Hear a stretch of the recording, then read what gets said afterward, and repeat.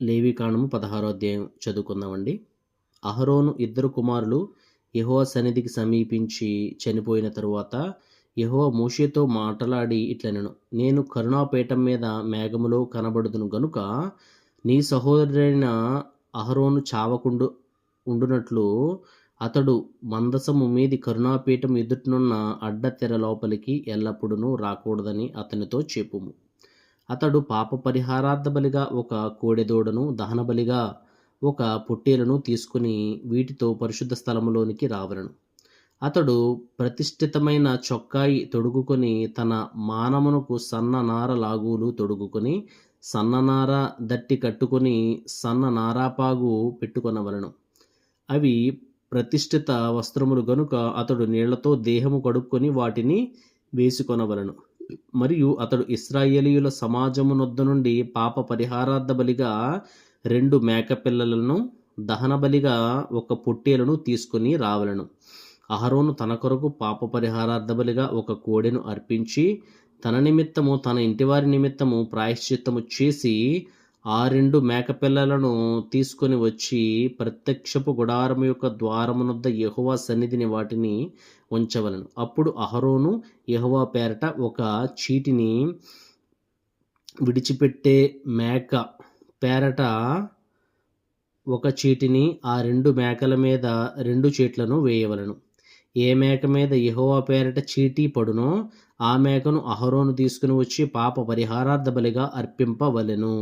ఏ మేక మీద విడిచిపెట్టుట అనే చీటీ పడునో దాని వలన ప్రాయశ్చిత్తము కలుగునట్లు దానిని అరణ్యములో విడిచిపెట్టుటకై యెహోవా సన్నిధిని దానిని ప్రాణముతోనే ఉంచవలెను. అప్పుడు అహరోను పాప పరిహారార్థ బలియగు ఆ కోడెను తీసుకొని వచ్చి తన నిమిత్తమును తన ఇంటివారి నిమిత్తమును ప్రాయశ్చిత్తము చేయవలెను. తరువాత అతడు తన కొరకు తానర్పించు పాప పరిహారార్థ బలియగు కోడెను వధించి యెహోవా సన్నిధి ఉన్న ధూపపీఠము మీద నుండి ధూపార్తెను నిప్పులను తన పిడికెళ్లతో పరిమళ ధూప చూర్ణమును తీసుకుని అడ్డతెర లోపలికి వాటిని తెచ్చి తాను చావకుండునట్లు ఆ ధూపము మేఘము వలె శాసనముల మీదనున్న కరుణాపీఠమును కమ్ముటకు యెహోవా సన్నిధిని ఆ అగ్ని మీద ఆ ధూపద్రవ్యమును వేయవలెను. అప్పుడు అతడు ఆ కోడె రక్తములో కొంచెము తీసుకుని తూర్పు ప్రక్కను కరుణాపీఠం మీద తన వ్రేలితో ప్రోక్షించి కరుణాపీఠం ఎదుట తన వ్రేలితో ఆ రక్తములో కొంచెము 7 మారులు ప్రోక్షింపవలెను. అప్పుడతడు ప్రజలర్పించు పాప పరిహారార్థ బలియగు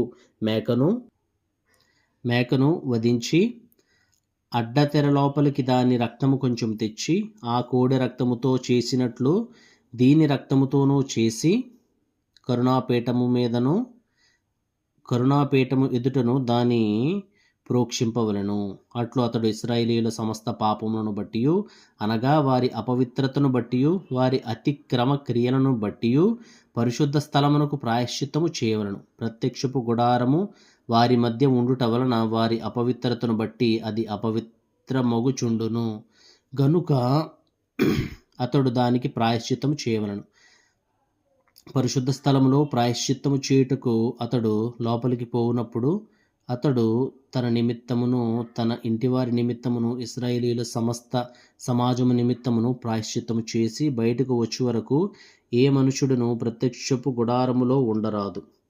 మరియు అతడు యెహోవా సన్నిధినున్న బలిపీఠమునొద్దకు పోయి దానికి ప్రాయశ్చిత్తము చేయవలెను. అతడు ఆ కోడె రక్తములో కొంచెమైనను ఆ మేక రక్తములో కొంచెమైనను తీసుకొని బలిపీఠపు కొమ్ముల మీద చెమిరి 7 మారులు తన వ్రేలితో ఆ రక్తములో కొంచెము దాని మీద ప్రోక్షించి దాన్ని పవిత్రపరచి ఇశ్రాయేలీయుల అపవిత్రతను పోగొట్టి దానిని పరిశుద్ధపరచవలెను.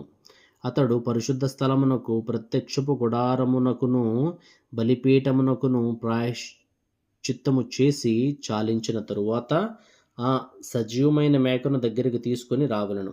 అప్పుడు అహరోను సజీవమైన ఆ మేక తల మీద తన 2 చేతులు ఉంచి ఇశ్రాయేలీయుల పాపములన్నీయు అనగా వారి దోషములన్నీయు వారి అతిక్రమములన్నీయు దాని మీద ఒప్పుకొని ఆ మేక తల మీద వాటిని మోపి తగిన మనుషుని చేత అరణ్యములోనికి దాన్ని పంపవలెను. ఆ మేక వారి దోషములన్నిటినీ ఎడారి దేశమునకు భరించిపోవును. అతడు అరణ్యములో ఆ మేకను విడిచిపెట్టవలను. అతడు అహరోను ప్రత్యక్షపు గుడారములోనికి వచ్చి తాను పరిశుద్ధ స్థలములోనికి వెళ్ళినప్పుడు తాను వేసుకున్న నారబట్టలను తీసి అక్కడ వాటిని ఉంచి పరిశుద్ధ స్థలములో దేహమును నీళ్లతో కడుక్కొని బట్టలు తిరిగి ధరించుకొని బయటకు వచ్చి తన కొరకు దహనబలిని ప్రజల కొరకు దహనబలిని అర్పించి తన నిమిత్తమును ప్రజల నిమిత్తమును ప్రాయశ్చిత్తము చేయవలను. పాప పరిహారార్థ బలి పశువు యొక్క క్రొవ్వును బలిపీఠం మీద దహింపవలను. విడిచిపెట్టే మేకను వదిలినవాడు తన బట్టలు ఉదుకుకొని నీళ్లతో దేహము కడుగుకొని తరువాత పాడెములోనికి రావలను. పరిశుద్ధ స్థలములో ప్రాయశ్చిత్తము చేయుటకు వేటి రక్తము దాని లోపలికి తేబడెనో పాప పరిహారార్థ బలియగు ఆ కోడెను ఆ మేకను ఒకడు పాడెము వెలుపలికి తీసుకొని రావలను. వాటి చర్మములను వాటి మాంసమును వాటి మలమును అగ్నితో కాల్చివేయవలెను. వాటిని కాల్చివేసిన వాడు తన బట్టలు ఉదుకుకొని నీళ్లతో దేహము కడుగుకొని తరువాత పాడెములోనికి రావలను. ఇది మీకు నిత్యమైన కట్టడ. స్వదేశులు గాని మీ మధ్య నుండి పరదేశులు గాని మీరందరూ 7వ నెల 10వ నాడు ఏ పనినైనను చేయక మీరు దుఃఖపరచుకొనవలెను. ఏలయనగా మీరు యెహోవా సన్నిధిని మీ సమస్త పాపం నుండి పవిత్రులగునట్లు ఆ దినమున మిమ్మును పవిత్రపరచునట్లు మీ నిమిత్తము ప్రాయశ్చిత్తము చేయబడెను. అది మీకు మహావిశ్రాంతి దినము. మిమ్మును మీరు దుఃఖపరుచుకొనవలను. ఇది నిత్యమైన కట్టడం. ఎవరు తన తండ్రికి మారుగా యాజకులగుటకై అభిషేకం పొంది తన్ను ప్రతిష్ఠించుకునునో ఆ యాజకుడు ప్రాయశ్చిత్తము చేసుకుని నారవస్త్రములైన ప్రతిష్ఠిత వస్త్రములను ధరించుకొనవలను. మరియు అతడు పరిశుద్ధముగానున్న మందిరమునకును ప్రత్యక్షపు గుడారమునకును బలిపీఠమునకును ప్రాయశ్చిత్తము చేయవలను. మరియు అతడు యాజకుల నిమిత్తమును సమాజము నిమిత్తమును ప్రాయశ్చిత్తము చేయవలను. సంవత్సరమునకు ఒకసారి ఇశ్రాయేలీయుల సమస్త పాపములను బట్టి వారి నిమిత్తము ప్రాయశ్చిత్తము చేయుటకు ఇది మీకు నిత్యమైన కట్టడ. యెహోవా మోషేకు ఆజ్ఞాపించినట్లు అతడు చేసెను. ఆమెన్. ఈ అధ్యాయంలో 8, 9, 10 వచనాలు ఒకసారి చదువుకుందామండి. అప్పుడు అహరోను యెహోవా పేరట ఒక చీటిని, విడిచిపెట్టే మేక పేరట ఒక చీటిని, ఆ 2 మేకల మీద 2 చీట్లను వేయవలను. ఏ మేక మీద యెహోవా పేరట చీటీ పడునో ఆ మేకను అహరోను తీసుకుని వచ్చి పాప పరిహారార్థ బలిగా అర్పించవలను. ఏ మేక మీద విడిచిపెట్టుట అనే చీటీ పడునో దాని వలన ప్రాయశ్చిత్తము కలుగునట్లు దానిని అరణ్యములో విడిచిపెట్టుటకై యెహోవా సన్నిధిని దానిని ప్రాణముతోనే ఉంచవలను. అయితే ఇక్కడ 2 మేకపిల్లలు ఉండడం జరుగుతుంది. ఒక మేకపిల్లని ఏం చేస్తారంటే కనుక పాప పరిహారార్థ బలిగా అక్కడ మరి వధించడం జరుగుతుంది. ఇంకో మేకపిల్లని విడిచిపెట్టడం జరుగుతుంది. అయితే చీట్లేశారు. ఒక చీటి యెహోవా పేరట పడిన దాన్ని ఏం చేశారంటే కనుక వధించేశారు. ఇంకొక చీటి విడిచిపెట్టుట అనే పేరు రాసి వేశారు. ఆ మేకపిల్ల ఏంటంటే కనుక బతికిపోయింది. దాన్ని అరణ్యంలో మరి వదిలేస్తారు. అది బ్రతికిపోయింది. ఇది ఏమైంది? ఇది చనిపోతుంది. అయితే యెహోవా పేరట చీటీ వచ్చింది. మరి యేసుక్రీస్తు ఆ చీటీ పట్టుకుని ఏం చేశాడంటే కనుక మన నిమిత్తం మనం చనిపోకూడదు, మనం బ్రతకాలి, మనం మరి ప్రాణాలతో ఉండాలి అని ఆయన ఏం చేశాడంటే కనుక మనం నశించిపోకూడదు, మన ఆత్మ నశించిపోకూడదని ఆయన ఆ యొక్క మేకపిల్ల స్థానాన్ని తీసుకుని భూలోకంలో మరి ఆయన జన్మించడం జరిగింది. మన కోసమైన పాప పరిహారార్థ బలిగా మరణించడం జరిగింది. మన నిమిత్తమే. మరి